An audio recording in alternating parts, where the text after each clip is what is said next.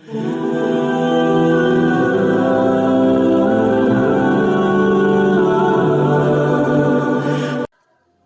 جنت حضرت فاطمہ الزہرا رضی اللہ تعالی عنہا حضور نبی کریم صلی اللہ علیہ وسلم کی سب سے چھوٹی صاحبزادی ہیں۔ بعثت نبوی کے وقت جب حضور نبی کریم صلی اللہ علیہ وسلم کی عمر مبارک 41 سال تھی، حضرت فاطمہ الزہرا رضی اللہ تعالی عنہا مکہ مکرمہ میں پیدا ہوئیں۔ سیدہ فاطمہ کے القاب میں چند مشہور القاب زہرا، بتول، زکیہ، رافیہ، طاہرہ، سیدۃ النساء اہل الجنہ خاص طور پر قابل ذکر ہیں۔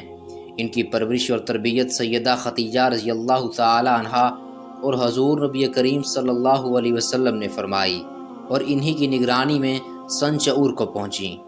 معزز سامعین کرام، مسلم شریف کی حدیث میں ہے کہ سیدہ فاطمہ رضی اللہ تعالی عنہا جس وقت چلتی تھیں تو آپ کی چال ڈھال اپنے والد امام الانبیاء صلی اللہ علیہ وسلم کے بالکل مشابہہ ہوتی تھی۔ حضور نبی کریم صلی اللہ علیہ وسلم کے ساتھ ام المومنین سیدہ عائشہ صدیقہ رضی اللہ تعالی عنہا فرماتی ہیں کہ میں نے قیام و قعود، نشست و برخاست، اعداد و اعتبار میں حضرت فاطمہ الزہرا سے زیادہ آپ کی مشابہ کسی کو نہیں دیکھا۔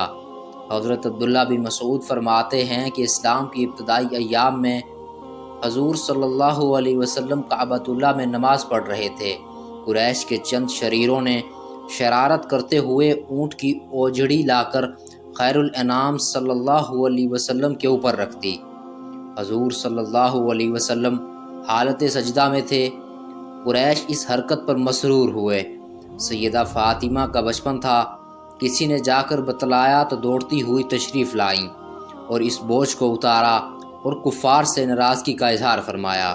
علامہ جلال الدین سیوطی نے حضرت عبداللہ بن عباس سے روایت نقل کی ہے کہ حضور نبی کریم صلی اللہ علیہ وسلم کی بعثت کی ابتدائی زمانہ میں ایک دن ابو جہل نے سیدہ فاطمہ کو کسی بات پر تھپڑ مارا۔ کمسن سیدہ روتی ہوئی سید الاولین والآخرین صلی اللہ علیہ وسلم کے پاس حاضر ہوئیں۔ آپ صلی اللہ علیہ وسلم نے ان سے فرمایا، بیٹی جاؤ اور ابو سفیان کو ابو جہل کی اس حرکت سے آگاہ کرو۔ وہ ابو سفیان کے پاس گئیں اور انہیں سارا واقعہ سنایا۔ ابو سفیان نے سیدہ کی انگلی پکڑی اور سیدھے ابو جہل کے پاس گئے اور سیدہ سے کہا کہ جس طرح اس نے تھپڑ مارا ہے تم بھی اسے تھپڑ مارو، اگر یہ کچھ بولے گا تو میں نمٹ لوں گا۔ چنانچہ سیدہ فاطمہ نے ابو جہل کو تھپڑ مارا اور گھر جا کر حضور نبی کریم صلی اللہ علیہ وسلم کو سارا واقعہ سنایا۔ حضور نبی کریم صلی اللہ علیہ وسلم نے ان کے لیے دعا فرمائی، اے اللہ ابو سفیان کے اس سلوک کو نہ بھولنا۔ معزز سامعین کرام، ماہ رجب 2 ہجری میں سیدہ فاطمہ رضی اللہ تعالی عنہا کا نکاح سیدنا علی المرتضیٰ رضی اللہ تعالی عنہ سے ہوا اور نکاح کا مہر 400 مشکال مقرر کیا گیا۔ نکاح کے وقت سیدنا علی کی عمر 21 سال یا 24 برس اور سیدہ فاطمہ الزہرا کی عمر 15، 18 یا 19 سال تھی۔ اس نکاح کی تقریب میں صحابہ کرام رضوان اللہ اجمعین کی بڑی تعداد شریک تھی۔ سیدنا ابو بکر صدیق، سیدنا عمر فاروق، سیدنا عثمان اور دیگر صحابہ شامل تھے۔ آپ صلی اللہ علیہ وسلم نے فرمایا، فاطمہ جنت کی عورتوں کی سردار ہے، فاطمہ سب سے پہلے جنت میں داخل ہوں گی۔ صحیح بخاری میں روایت ہے کہ نبی کریم صلی اللہ علیہ وسلم فرماتے ہیں کہ فاطمہ خواتین امت کی سردار ہے، فاطمہ میرے جگر کا ٹکڑا ہے، جس نے اسے تنگ کیا اس نے مجھے تنگ کیا، اور جس نے مجھے تنگ کیا اس نے اللہ کو تنگ کیا، جس نے اللہ تعالیٰ کو تنگ کیا قریب ہے کہ اللہ تعالیٰ اس کا مواخذہ کرے۔ آپ صلی اللہ علیہ وسلم نے حضرت علی المرتضیٰ اور سیدہ فاطمہ کے درمیان خانقی اموار کی تقسیم اس طرح فرمائی کہ فاطمہ اندرون خانہ سارا کام سر انجام دیں گی اور علی بیرون خانہ کے فرائض انجام لائیں گے۔